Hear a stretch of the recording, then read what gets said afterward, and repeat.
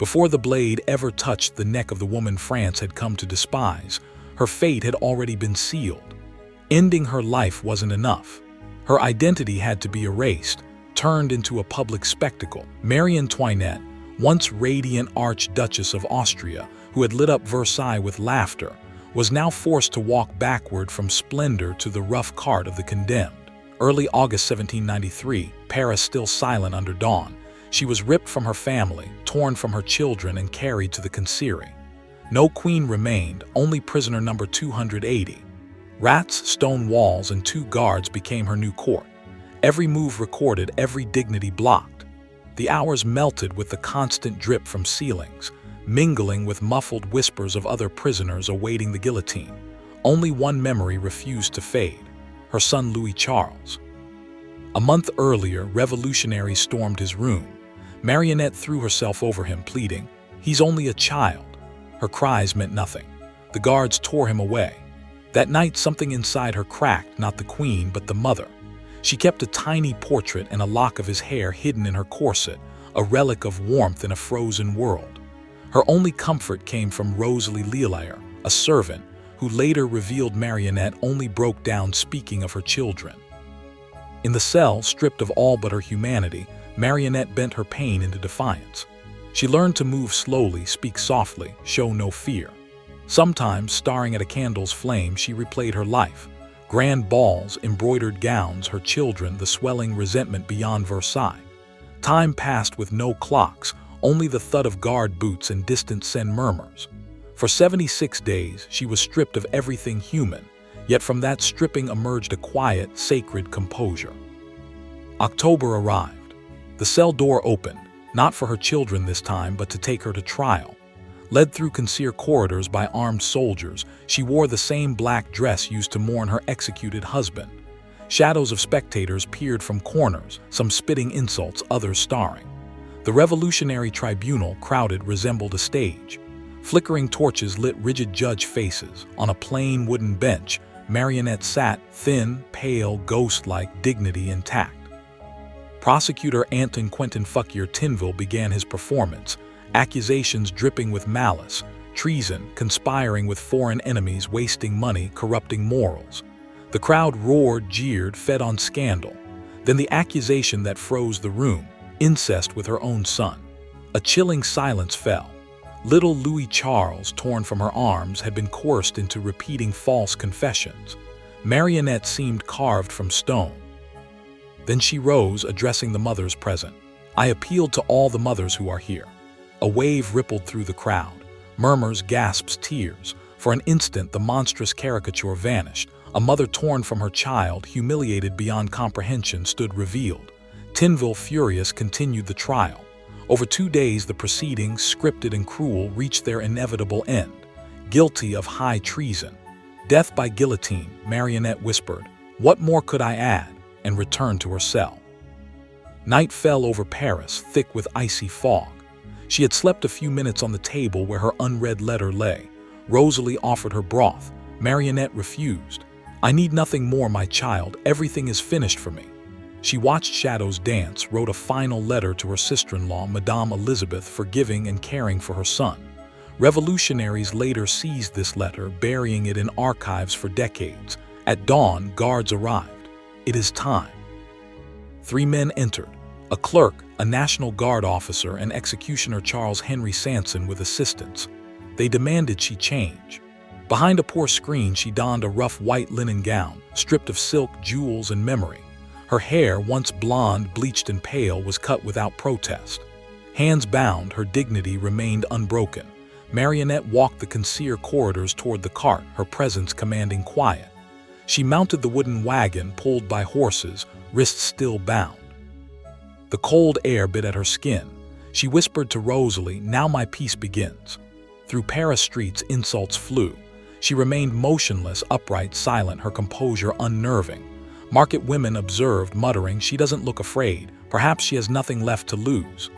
Inside, for the first time in years, she felt free. Free from court, politics, venomous rumors, expectations, even fear. The cart arrived at the guillotine, looming against the pale sky. Executioner Sanson stepped forward. She declined assistance, ascending the steps calmly. Her foot brushed his. She whispered softly, "Forgive me, sir. I did not do it on purpose." No scream, no curse, just humanity. On the plank, the steel fell, her body still. The crowd roared, celebrating the revolution. Yet witnesses noted a lingering expression of peace. Her body, anonymous, was taken to the Melun cemetery and buried among strangers, no coffin, no prayers. Her name erased. Over decades, her story transformed into legend. A young sculptor captured her features in wax and plaster, preserving her likeness. Time passed, revolutions faded, but her memory endured. Compassion, her quiet apology, became a lasting symbol.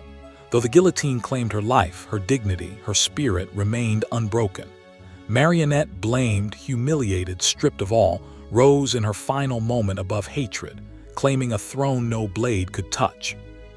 The cart carrying Marie Antoinette left the square, its wheels grinding against the cobbles, the crowd's murmur fading as she passed through narrow alleys.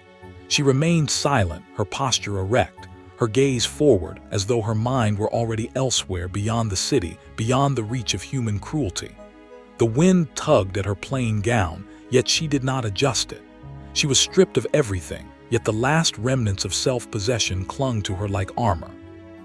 Each breath she took was measured, deliberate, a ritual of endurance. Her hands, bound, rested over her midsection, the rope biting slightly, a physical reminder of the humiliation designed to break her spirit. Yet she felt a strange calm, a quiet liberation, as if by surrendering all external control, she had reclaimed control over the one thing that could never be taken, her inner dignity. She recalled her earliest memories of Versailles, the gilded corridors, the laughter of children, the rustle of silk gowns gliding across polished floors. She remembered the sound of her husband's voice, the faint aroma of roses in the royal gardens, the delicate touch of her children's hands.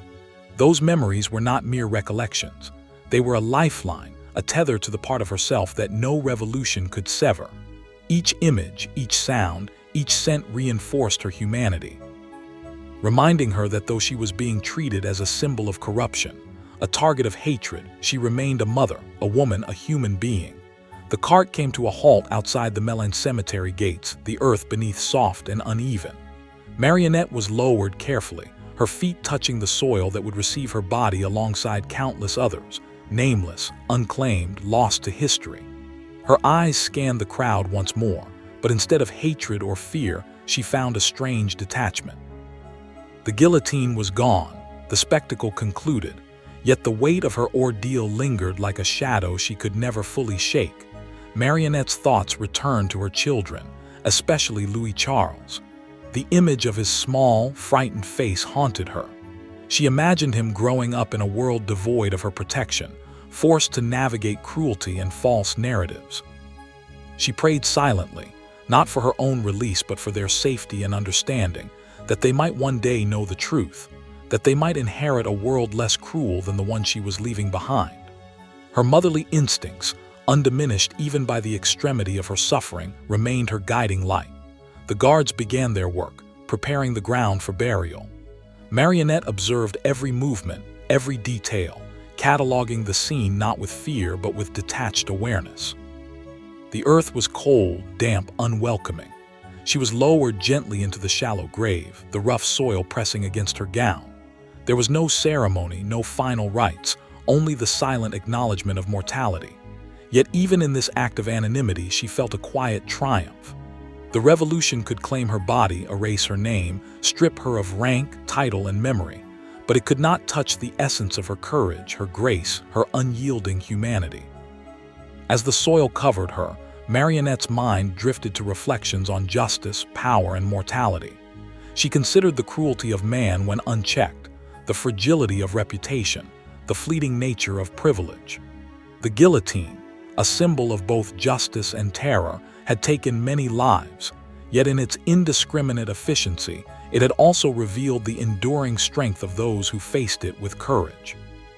She understood that her death, though meant to serve as a lesson in humiliation and the erasure of identity, had instead become a testament to resilience, a quiet narrative of dignity that would echo far beyond the walls of Paris. Time passed.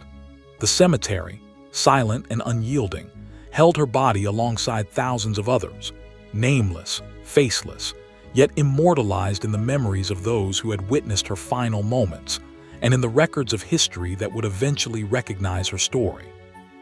Artists captured her likeness in wax and plaster, scholars and writers recounted her life and death, and the world slowly began to understand the paradox of Marie Antoinette.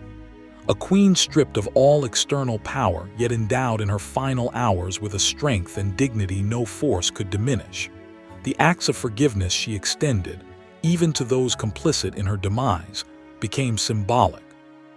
Her whispered apology to the executioner transcended the moment, transforming a personal gesture into a universal statement about the endurance of compassion in the face of cruelty. In death, she became more than a political figure, more than a victim of revolution. She became a symbol of human grace, a reminder that even when stripped of everything, the essence of a person, their courage, dignity, and love, cannot be destroyed. Historians would debate her choices, her influence, her failures, and her privileges. Revolutionaries would attempt to erase her, to rewrite the narrative to suit the needs of the moment. Yet the truth of her spirit, of her composure and courage, endured. Marie Antoinette's life, punctuated by suffering and injustice, culminated in a moment that defined her not by the cruelty imposed upon her, but by the integrity and humanity she maintained to the very end.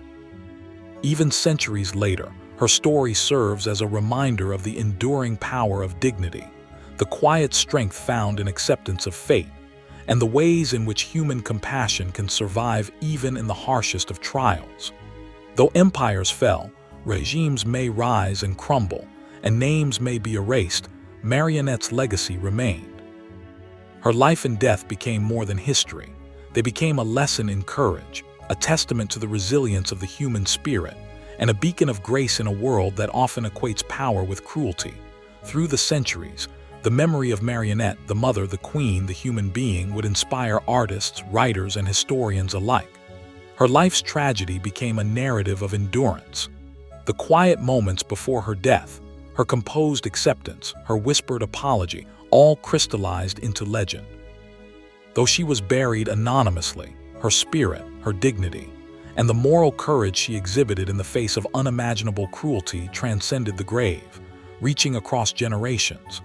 The guillotine claimed her life, yet it could not claim her essence. The city that had witnessed her fall, the spectators who had jeered and mocked, would someday come to recognize that true power lies not in domination, but in the ability to meet one's fate with integrity. Marie Antoinette's story, erased from official records, reconstructed by memory, art, and historical inquiry, became a symbol of resistance, resilience, and the enduring grace of humanity. In the final analysis, Marie Antoinette's life and death illuminate the complexities of human character and the paradoxes of history. She was a queen who lost everything, yet in that loss, she gained a form of immortality inaccessible to those who sought only to destroy her.